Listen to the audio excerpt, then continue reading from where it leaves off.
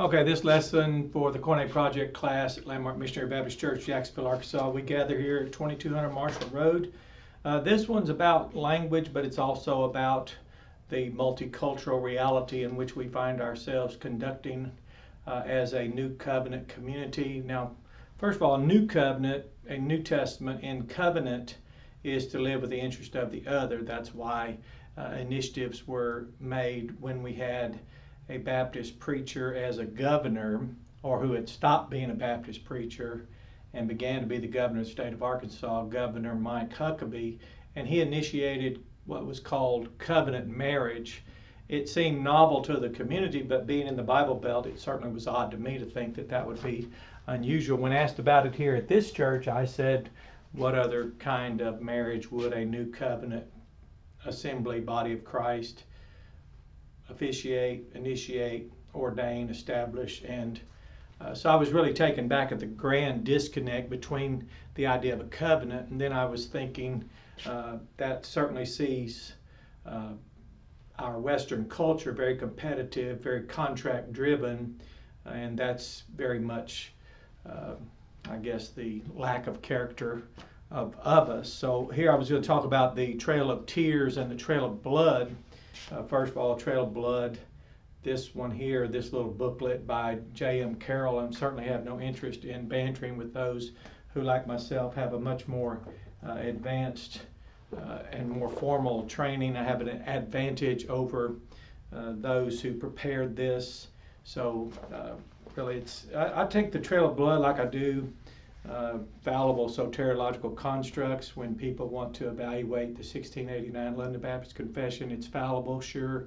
People want to evaluate Calvinism, it's a soteriological construct, sure. You want to evaluate this, go ahead, but really don't know why I would want anything in history to be rewritten, because that seemed to be a contradiction. So when we talk about the Trail of Blood booklet, and I'm holding the one to which I'm making reference, but this is not the Trail of Blood about which I'm speaking. Similar to this Trail of Tears across Missouri. This was given to me by a professor at Missionary Baptist Seminary, Dr. John Penn. Of course, he would be interested. He's Cherokee himself. And it speaks in here about the Baptist missionary Evan Jones. And you can see in the back, for those of you that don't have any more time than the rest of us, here it says he reports the lack of supplies. Now, he was somewhat like the conscience of the nation and reporting the atrocities that took place on the Trail of Tears, the Indian Removal Act of 1838. The Supreme Court had ruled that we could remain there in southeast United States, and that it was upheld our right to remain there safely, conducting our lives very peaceably. We were called one of the civilized tribes, which amazing how ironic it was. Those who called people civilized became the most cruel. It says, observed trouble, delayed at Mississippi River, reports cold weather, arrival at Indian Territory, talked about the Cherokee Baptist Mission. So the Trail of Tears and the Trail of Blood intersected. And that's why I said those that really enjoy the advantage we have today of more data, computers, all types of analytical approaches to history, which is one of the types in this book here, History and Historians. It's a historiographical introduction. That's for those who study this formally at university studies. Here's the book, A Student's Guide to History. This is similar to what we call an APA manual, but this is about citations, references, how to do formal, critical historical research.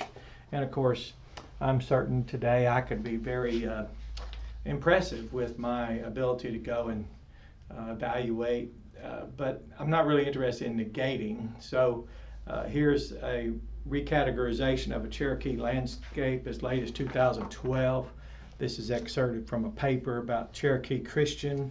I noticed that section in there because I often enjoy telling people that Adam was red, that he was a Cherokee.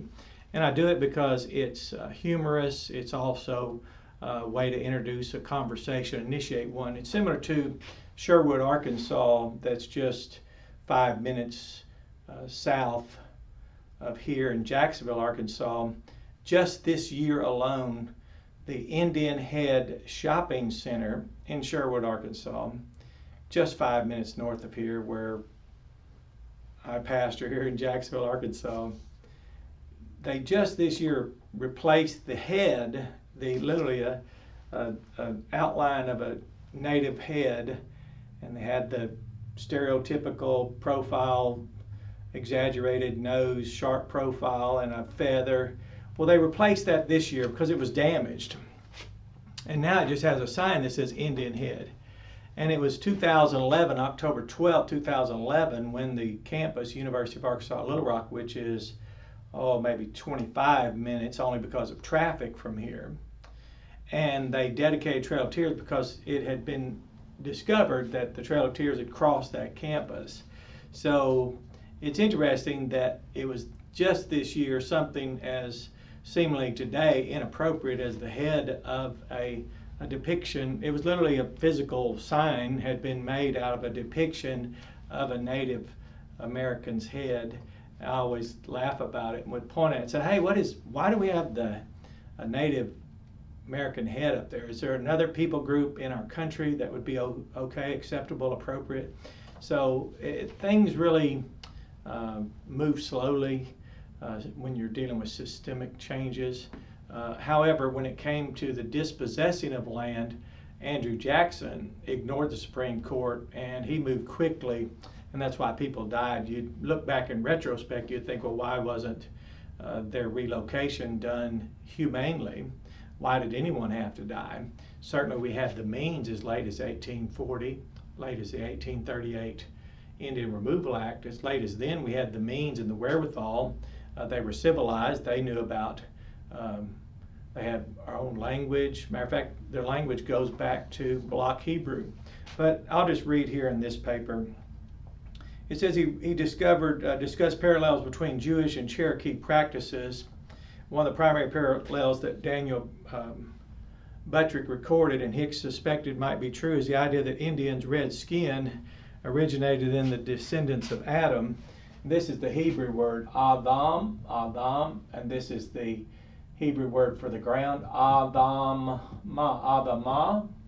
and that's to be red, and this is the ground, so the rooty redness there. I'm certainly not advocating any of this except quoting. Cherokee tradition stated that all Cherokees were direct and adulterated descendants from the first man who was red, made of red earth. Now, they have a case in the Hebrew Bible, such as the Cherokee professor, Dr. John Penn, would, it says, in the Hebrew tongue it signifies one that is red because he was formed out of the red earth, for of that kind of earth he speaks of the true earth. And it says here, he goes on and talks about the concept of customs that were correlative to Jewish customs, even work with horticulture, even knowledge of a great flood. And what was really striking to me here, their knowledge of the Trinity. And it says here that they had a word for the summit of greatness. You know, in beginning, the word in the biblical Hebrew, in beginning, that idea of head in summit or head, it has the word head and summit in there. Then the second person in their concept of the Godhead was called the reconciler. Well, that's very appropriate and suitable. And then the third person, I can't pronounce these words there in English letters, trying to transliterate Cherokee words. So it speaks of something like the affection of the mind. So it says all three correspond closely to the Father, the Son, or Messiah, whom the Jews speak of as making reconciliation, the Holy Ghost, a conception of spirit that is difficult to explain. So with that in mind, I'll go ahead and build on this for a moment. So the original people, well, for example, my grandmother, born in 1906 on a concentration camp.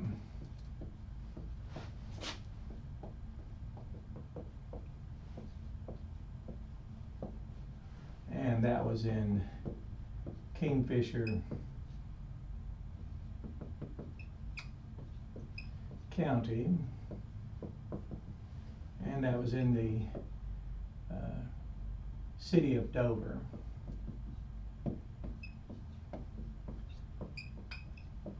Now, interesting enough, she received a letter, I believe as late as 1974, explaining that an apportioned lot of land, I think it was 40 acres, had been lost to her through a failure of a taxation system on that property. But as my father, who was quite insightful and far more intelligent about how the world operated, informed me and my two brothers to take notice how in the letter it explained how they could not find her when the land was still a right that had been apportioned her, and they couldn't find certain people in her family, but they could find her. My father wanted me to notice they could find her once the land was lost and no longer recoverable by her.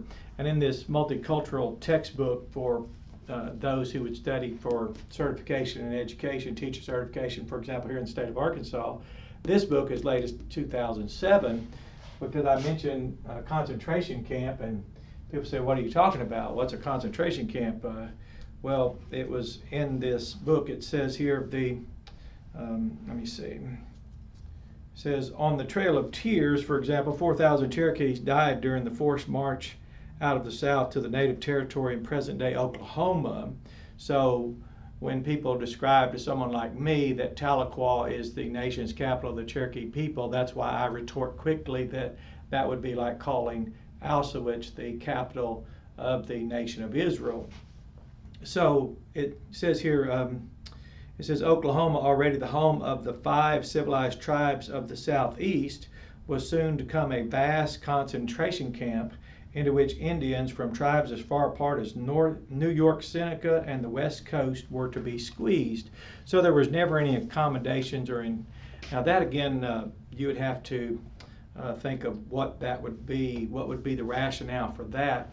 Relocation's one thing, disenfranchising of people's another thing, but then to do it in a way that had casualties, that's where a line would be crossed. And then of course even what's called the executive branch day Supreme Court is ignored or adhered according to the discretion of the person in charge.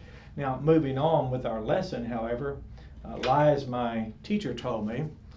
This is an open, bare bones, if you will, textbook. You receive it in university studies. You study at a collegiate level. You'll find that the changes or improvements that people seek today won't come from episodes.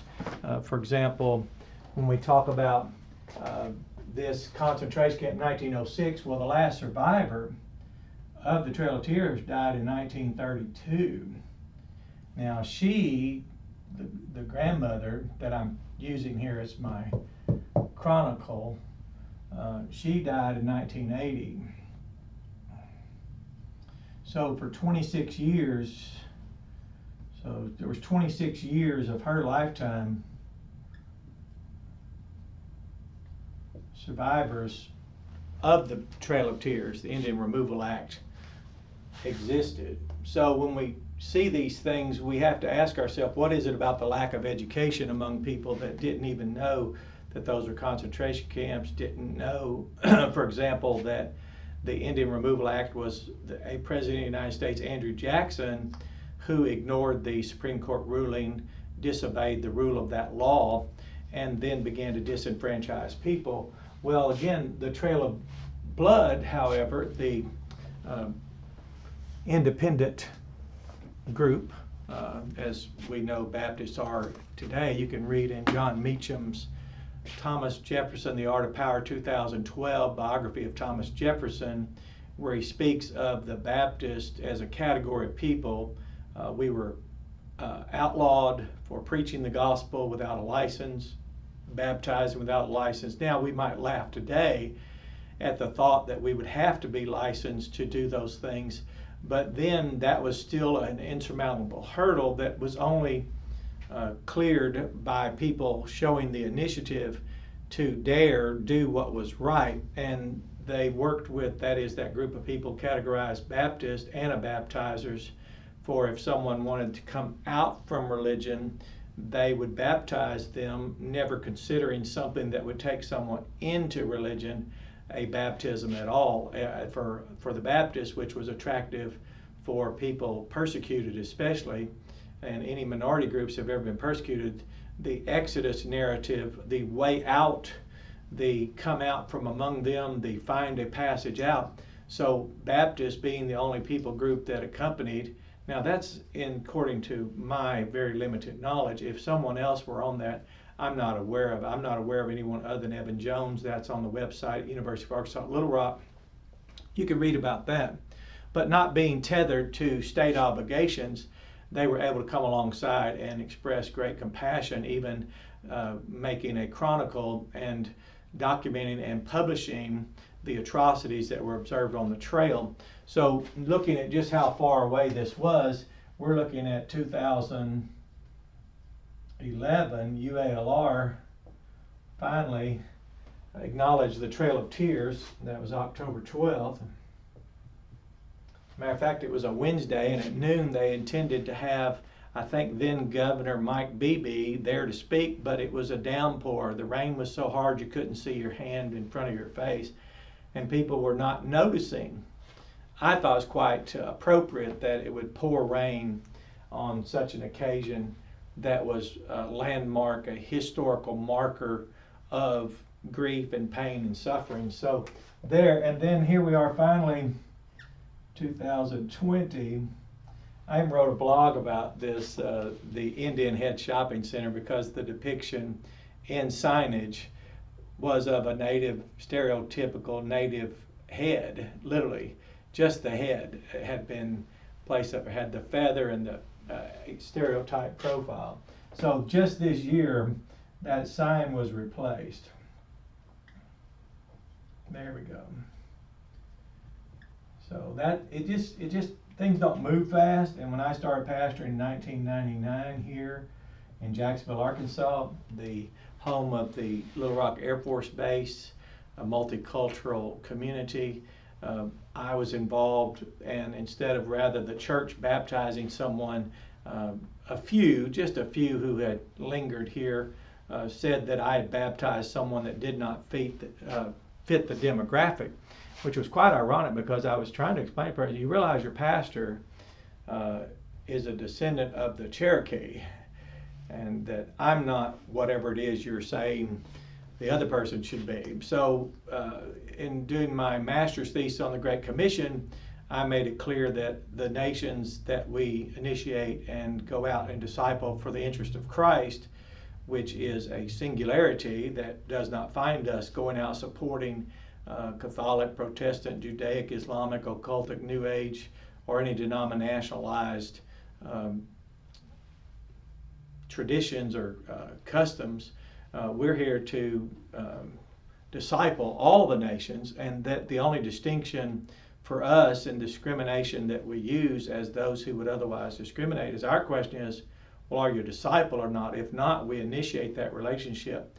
But now if a person's not interested, we don't confront, antagonize, harass, or infringe upon their freedom of conscience, thought, and speech. Matter of fact, even when we go out in the neighborhoods, we don't solicit. We practice what's called canvassing, which was upheld by the Supreme Court of the United States. So as late as 1999, Cherokee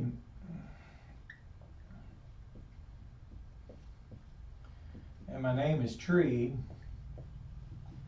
was accused by, and it wasn't the person's fault. He seemed to think he was upholding some virtue by saying that he had the responsibility to control the demographics in the congregation, which that's silly, and it's not worth staining the high reputation and the great work that God has used independent people such as the Baptist to come alongside even the Trail of Tears and the Trail of Blood. But when we see, for example, the viewpoint that a person could have, so here let's just say 1838 Indian Removal Act. Indian Removal Act, and that was just a president serving the interest of constituents that were self-serving, similar to treaties, and those were at one time after the Civil War, for example. The Native American Cherokee specifically were caught and left out after being torn apart by the same Civil War. For example, Southern Baptists and Northern Baptists reflect that same traditional divide in the United States. Isn't it strange that we still have people say Southern Baptist and Northern Baptist and are unaware that it just continues to reinforce the very tradition, which now it's like echoes of a time gone by. It's similar to Republican versus Democrat. That's not in our Constitution. But as long as you're willing to pick sides and negate the other, you'll never see from a point of view from which a contradiction disappears. Thus, treaties after the Civil War were then incorporated into the category of legislative material subject to review, revise, and new legislation by the Congress. And so once that happened, the treaties as an absolute agreement that would serve the interests of both this nation and those Native Americans, Cherokee in particular in this conversation, that all went away. So as soon as, like one of the presidents we had, Ronald Reagan, said, as soon as someone says, I'm from the government, I'm here to help, he said, be careful, because he said those are the most frightening words. But now if you think about how contemporary this is, the last survivor, I was born just 30 years after the last survivor of that. So when we talk about far away and remote, and we use words like reservations, as I like to ask people, do you know the difference between a reservation and a concentration camp? They say no. I said, which side of the fence you were on? Go to Northwest Arkansas, you can see where the concentration camps for Japanese were located. You can go to Oklahoma to this day. You can go to the Carolinas. You can even look at the low life expectancy of people that still live on what is still called reservations, unless you're educated, and I mean deliberately in an environment, academic environment, where you are taught multicultural. You won't find a lot of high-ranking, culturally intelligent people out there. People will be pitted against each other because they have no idea why they want to lash out. It's just regrettably. So when, for example, this word, even this word bothered people. It's the kind of language in the New Testament, koine, Greek, common. It means common. And I noticed there were a lot of people even who claim themselves they're what I call Baptist in name only. It's just a word. And they didn't even know this word here. And they didn't know their own history about Baptist commoners. They didn't know about the Trail of Blood intersecting with the Trail of Tears. They didn't know about the concentration camp that's in modern textbooks today. They didn't know how late survivors still lived after and from that original Indian Removal Act. They didn't know about no big deal that they could drive by and some depiction, stereotypified head of a Native American could be on a pole in Sherwood, Arkansas, while in Little Rock, Arkansas, October 12, 2011, a dedication could be of the Trail of Tears, which isn't that ironic that we would have that. So we're really, there's inconsistencies in all of us. It's just when we talk about, as for right now, at the time of this video, and it's June 12, 2020, there's a large dispute centering now around ancient statues or historical monuments or statues, but we haven't even realized that contemporary depictions are still in play. Disputes over the proper way of representing a people group until that's taken more seriously in a collective manner. But until the approach from a point of view from where no contradiction occurs, then people will not even hear ourselves speak when we say Northern Baptist, Southern Baptist, right, left, conservative, liberal. We seem to always have this camp mentality, but Jesus is the one that said when a house divides, it will not stand, it will fall. And for example, our nation, built upon absolute truths, absolute teachings, according to a covenant approach in which the interests of each other is served reciprocally. It should be an advantage. Diversity is an advantage, according to those of us who have been commissioned by the Great Commissioner to make disciples of all nations. That's any way and means or manner by which a group or an individual is distinguished. So that's an interesting approach. It's just a good thing to think, though, that in our Hebrew, like I said, it's interesting because I like it. And of course, being here in this area, born here, matter of fact, this dear lady came here to this state on a covered wagon, and she told the story about carrying rocks. I said, rocks? Well, they had to place them in front of the wagon wheels as it would come downhill, and back behind the wagon wheels when it would go uphill, to prevent the wagon from control of the wagon to be lost, because if you lost that.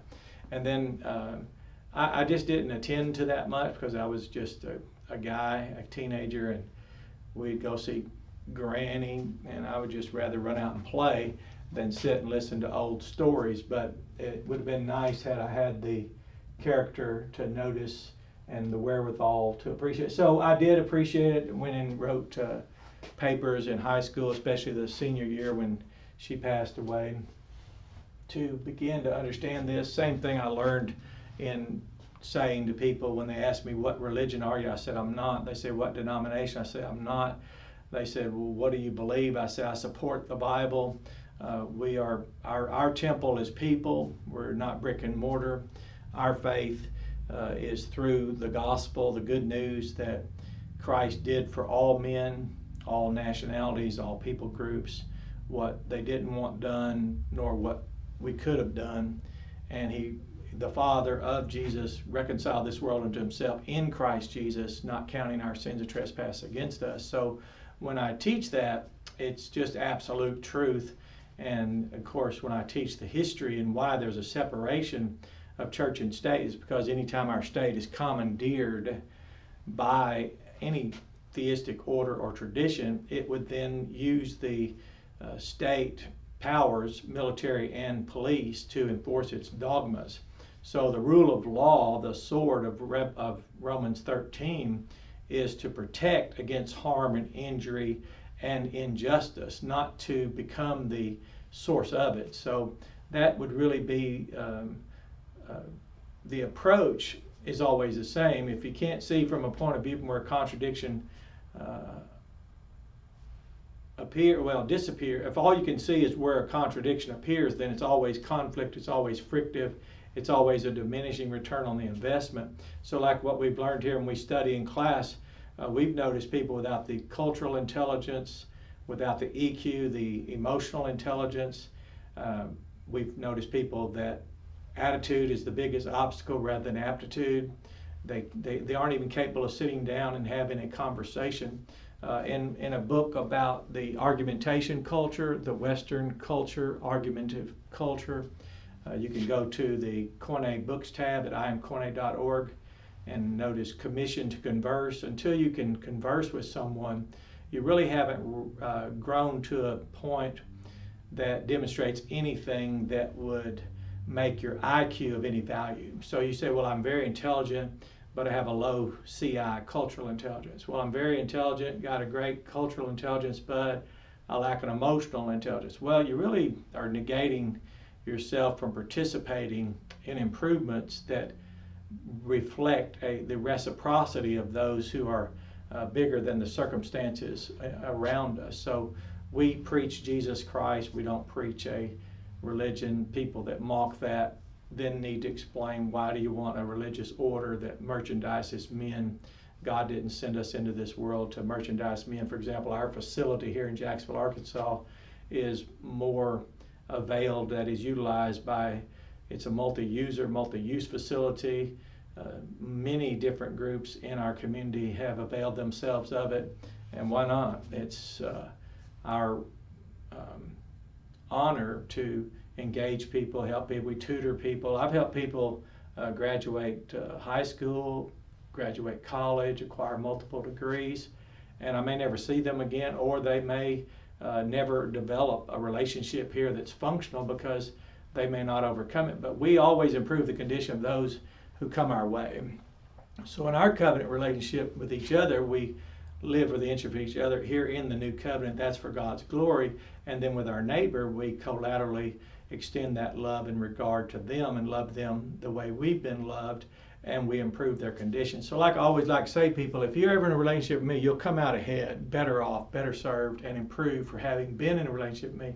Now, it won't diminish me, because as the scriptures teach, we can't lose or be diminished by being gracious and giving.